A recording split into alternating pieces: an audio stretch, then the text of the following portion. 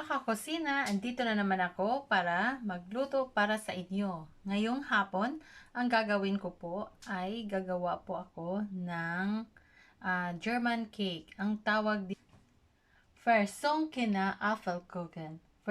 Ito po sa isa pong mga recipe na ginagawa po ng mga German. So, ang mga sangkap po natin sa ating apple cake ay all-purpose flour, 2 eggs, yogurt,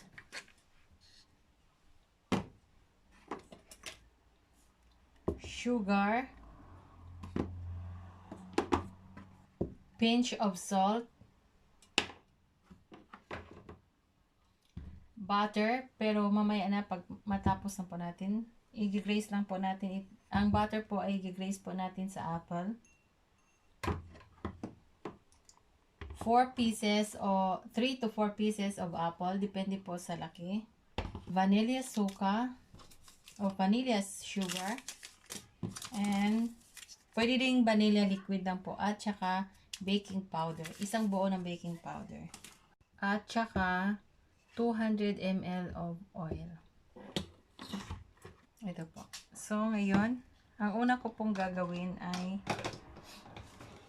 itong ang ginamit ko pong baking pan ay 26 cm. So, i-glaze ko po ito at lagyan ng konting flour. Yung surface niya. Ganyan. Just to sure natin na talagang hindi ito mahuhulog mamaya. Kasi sayang yung cake pag nahuhulog. So, ganyan po.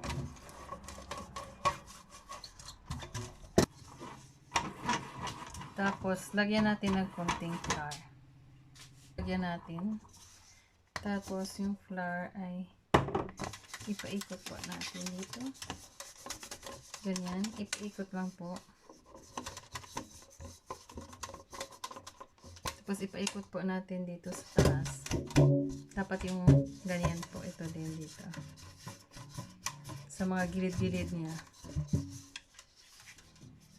So, ganito po ang ginawa natin. So, at this moment, kailangan po tayong mag-preheat ng oven ng 170 degrees Celsius. And then, we will bake it for 40 minutes. So, mag-preheat po. So, we will separate this one first. So, ito po. Ang una po natin gagawin ay pwede po natin itong gagawin lang without machine, without pwede yung kamay natin. So, ang una po natin gagawin ay yung itlog. Ito. Madali lang po siyang gagawin. Ganyan. I-add po natin yung sugar.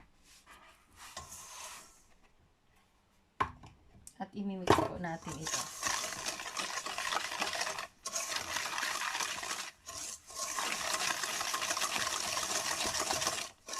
Yogurt. Simutin lang natin kasi sayang.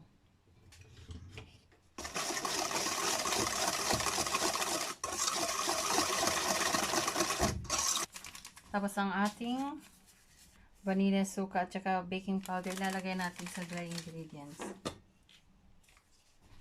I-separate po natin ito. Ipakita ko muna. Ito po, nilagay ko na yung salt. Tapos yung baking powder.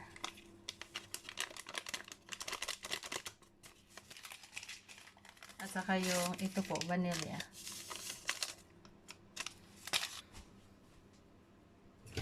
Tapos imimix ko po.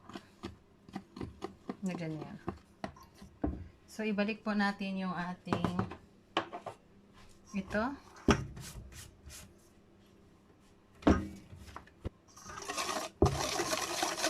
Yung ating oil. Imimix po natin ang mabuti.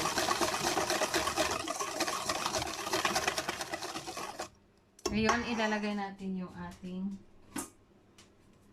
flour.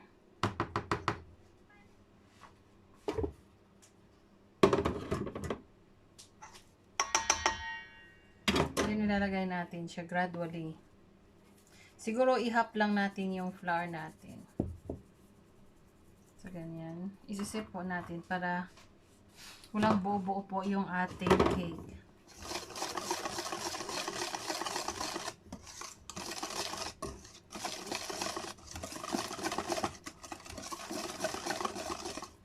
Tapos, lagyan natin ulit yung kalahati.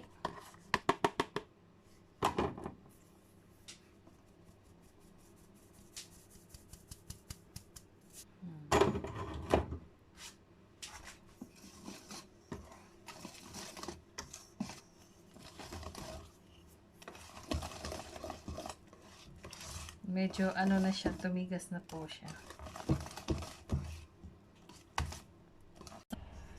So, tapos na po ito. So, ilipat na po natin sa ating lagayan. Yung sa aking baking.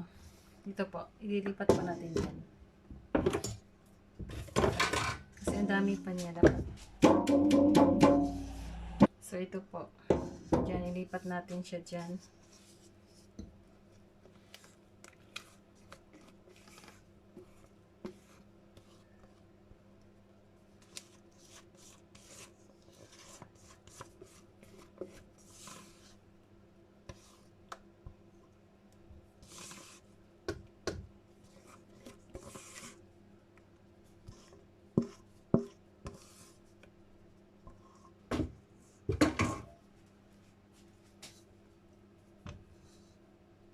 So, ganito na po.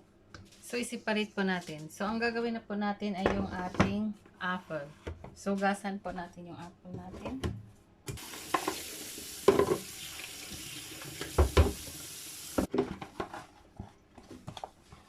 So, ito.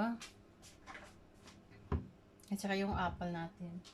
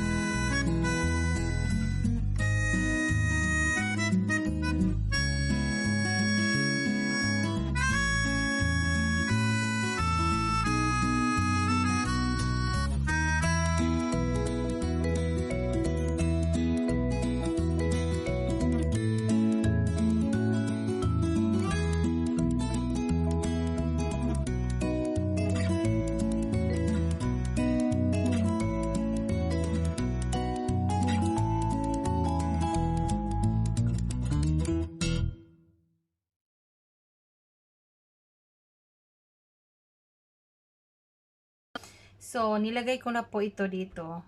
Sayang kung hindi ko po na-record sa paglagay.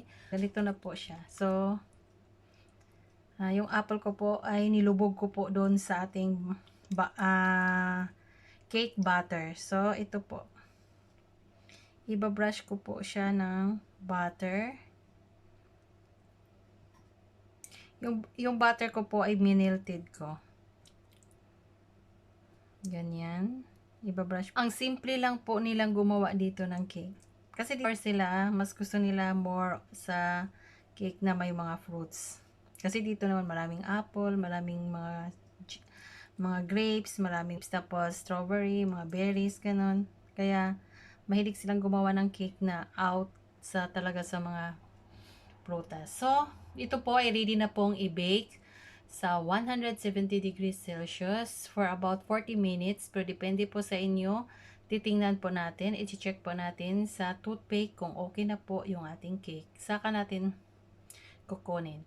So, ito na po, luto na po ang ating German apple cake. Ito ang ating first. Ito na po siya, luto na po ang ating Versunkener apple Kuchen. Ganun lang mukha niya, pero hindi po siya sunog. Masarap po yan siya. Kaluluto lang, mainit pa. So, palamigin ko pa ito. At so, lumamig na po yung apple cake natin, yung ating Versunkener Apfel Kuchen. O, yung ating apple cake. So, i-unmold po natin ito. Pagkatapos ko po itong i-unmold, lagyan ko po siya ng apricot confecure at saka powdered sugar. So, ganito.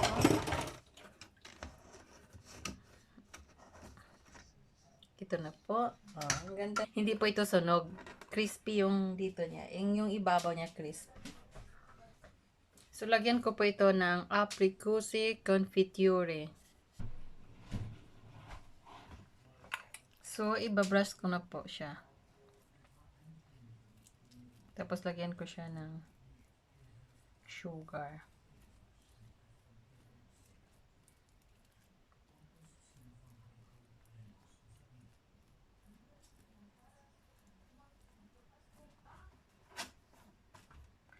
So, lagyan ko na siya ng powdered sugar. So, ganito.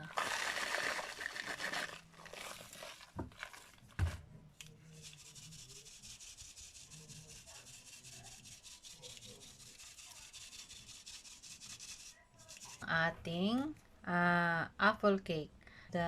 Isa sa mga German na apple cake.